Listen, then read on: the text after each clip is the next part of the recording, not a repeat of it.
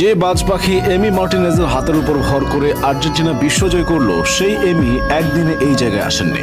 2014 বিশ্বকাপের ফাইনালে যখন মেসি, আগুয়েরোরা জার্মানির বিপক্ষে বিশ্বকাপের একটা ট্রফির জন্য লড়াই করছেন, তখন এমি মার্টিনেজ তার পরিবারের জন্য বারবিকিউ রান্না করছিলেন। তার ঠিক 4 বছর পর রাশিয়া বিশ্বকাপের সময় এমি তার ভাইয়ের সাথে গ্যালারিতে উপস্থিত ছিলেন। সেদিন মেসিদের খেলতে দেখে তিনি তার ভাইকে বলেছিলেন, 2022 বিশ্বকাপে আমি দলের গোলবার সামলাবো, দেখে নিও। হয়েছেও তাই। ইতিহাস সৃষ্টি করে সামলেছেন গোলবার। বিশ্বকে দেখিয়ে দিয়েছেন তিনি আসলে কে। তার প্রতি করা সকল অবহেলা তিনি ফিরিয়ে দিয়েছেন জয়ের মালা দিয়ে। অথচ তার গল্পটা কিন্তু এত সহজ ছিল না। কৈশোর শেষে যোগ দেওয়া ক্লাব আর্সেনালেই অবহেলিত হয়ে পড়েছিলেন তিনি।